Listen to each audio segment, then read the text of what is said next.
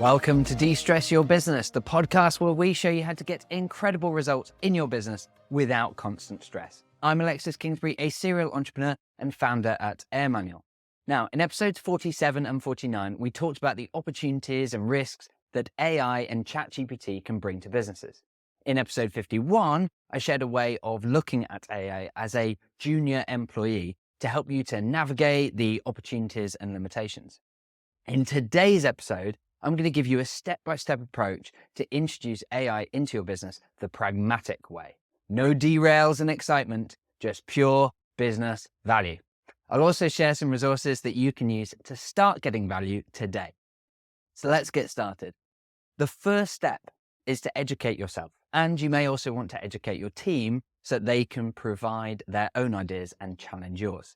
Now, we've created a 90-minute training checklist that you can use and you can share. This checklist will help you and others to try generating content with ChatGPT, which is the text-generating AI that has taken the world by storm.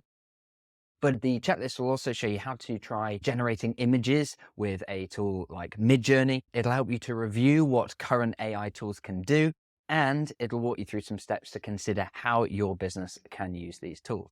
Now, this checklist is available at airmanual.link/templates/learn-AI. That's airmanual.link/templates/learn-AI. Now, if you're an AirManual user, you can actually copy this template into your own workspace, and you'll then be able to see which of your colleagues have used the checklist, and you can also customize the content if desired.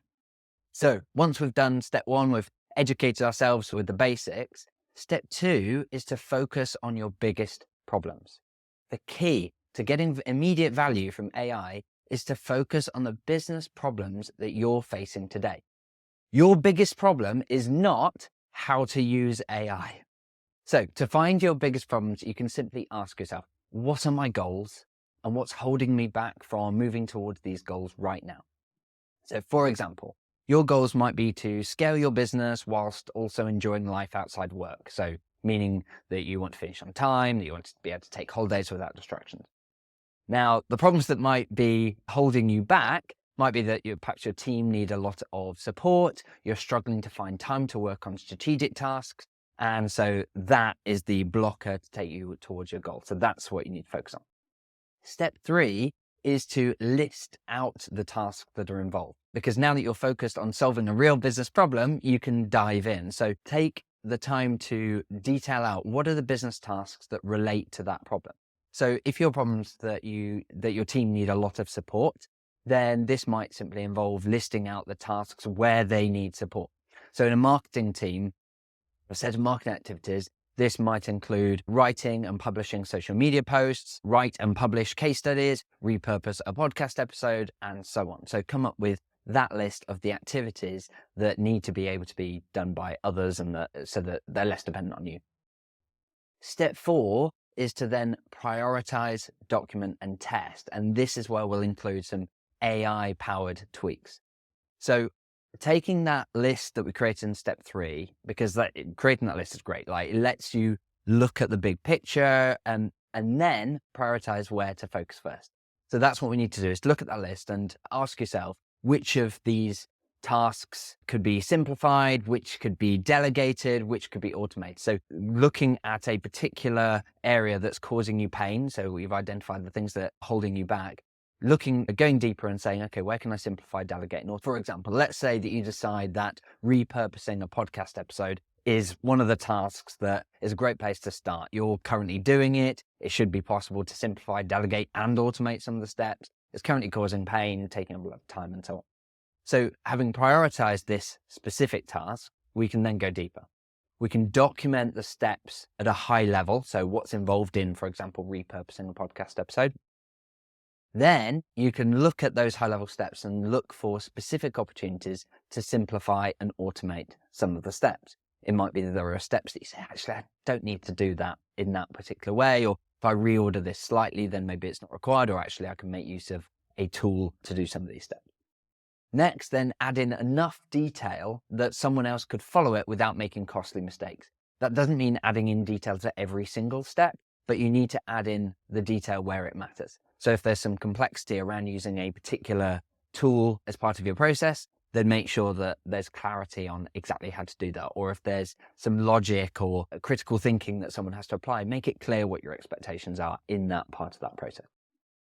Then once you've got a checklist that you're happy with, test it out to make sure that you, at the very least, can follow the steps. Then test it out with a colleague to make sure that you can either delegate it or at least hand it over if you get sick or if you're on holiday. By doing that, you've now got a really powerful checklist that helps you to delegate. But you might be wondering, oh, wait, where does AI come into this? And the point at which to use it is when you're looking for opportunities to simplify and automate. So when you're looking at those tasks and saying, okay, this is the process, let's say for repurposing a podcast, you can look at where am I able to find tools that help me to take a particular step, like creating and editing video clips or creating audio files or transcribing the audio or creating a blog post, creating social media posts, and so on. So that allows you to make it in a very efficient way, take some of those steps and make sure that you're taking advantage of tools that are out there, including AI, to get them done really efficiently. Now, of course, once you've done that and made those changes, you then need to test it out and make sure that the AI tools actually work. And as I covered in episode 51, it can be useful to think of these AI tools as a junior employee, because sometimes the tools will deliver brilliant results without much work from you, and sometimes it will need some back and forth. And sometimes you'll need to completely disregard the output and try a different approach. And as I say, in episode 51, I'll go into more detail about how to use that. But that's a useful lens to apply when you're looking at that. The point is you need to include these steps in the process, whether it's including briefing the AI or giving it feedback and checking its output. That needs to be part of your checklist so that you and then anyone you delegate it to is using the tools, the automations, the AI that's available in the best possible way to get you the results that you want. So that's the 4-stage approach. And I want to illustrate this using an example. So I want to tell you about Anna Moran. She's a founder and host of the top-rated podcast, Brit-Australian. It's a fantastic podcast, particularly if you're a Brit that's moving or moved over to Australia or in general just for expats. And in fact, Anna gets like over 1,000 downloads per episode for her podcast. It's really incredible quality. Her background's in radio. Now, I met Anna because she was the winner of a competition that we ran a few months ago. And she, as a result, won an iPad and also a workshop with our team to help her to free up her time and unlock her growth. Now, in that workshop, Anna shared that a significant proportion of her income was from sponsorship and advertising on her amazing podcast. That's fantastic. But Anna was struggling to grow further. She was spending too much time working in the business rather than on it. So we helped her to review the specific tasks that were causing this problem and then prioritize the task of editing the podcast episodes, as it became apparent that this one task was a big source of the entire problem in terms of taking up her time and holding her back and so on.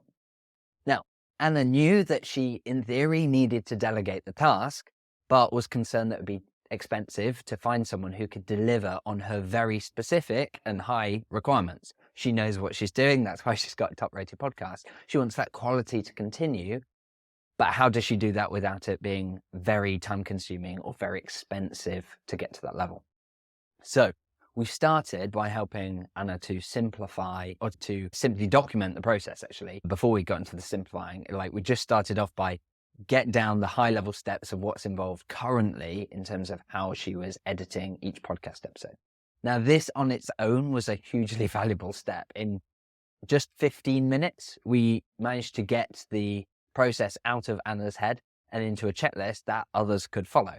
Now, this could have solved the issue on its own because Anna was able to add detailed guidance and screenshots so that someone else could follow the exact steps that she did.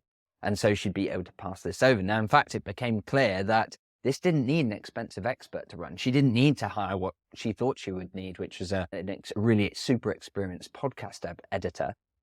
Instead, it could be outsourced pretty cheaply and easily. However, reviewing the checklist with Anna, we also spotted a couple of tasks that felt like they should be possible to automate. So a quick Google, and we showed her Descript, a tool that allows you to do lots of amazing things with a couple of clicks, removing filler words like ums and ers. It also allows you to make other tweaks to the content without needing to re-record. In fact, you can train it based on your own voice to include little words that you've missed and so on.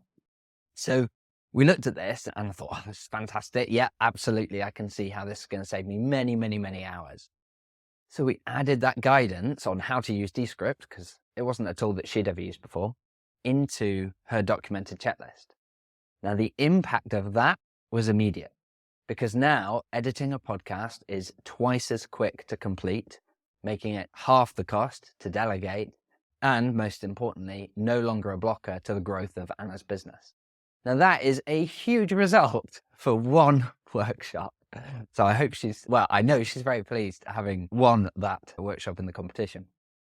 So hopefully that illustrates to you how you can, in a very pragmatic way, embed AI into your business to solve your biggest problems. Because to summarize, there are lots of ways in which you could use AI in your business, like infinite ways in which you could use AI in your business. But to avoid the overwhelm and start getting value, you need to first give your team a basic understanding, and I'd recommend using our training checklist. Then focus on your biggest problems, then list out the tasks involved, and then prioritize some of those tasks, document them, and test some checklists that take advantage of AI to simplify and automate those tasks. Then test it out with colleagues and hand it over to them so that you can get those huge savings in time and costs. Now, one thing that you can do right now to get started and get all this guidance in a format that's easy to read and easy to share is to download our free guide for business leaders on AI and ChatGPT. You can download it at airmanual.link/AI/ebook. Otherwise, thanks for listening. I hope you found today's episode really useful. If you did, post on social media to let me know. Also, feel free to post what else you'd like me to cover. What other questions have you got on this or other topics around removing stress from your business? Also, it's worth sharing that I'm going to be sharing some really awesome guidance and resources in some of the coming episodes that you are not going to want to miss. So please do subscribe and turn on notifications to avoid missing an episode. Otherwise, until next time, have fun.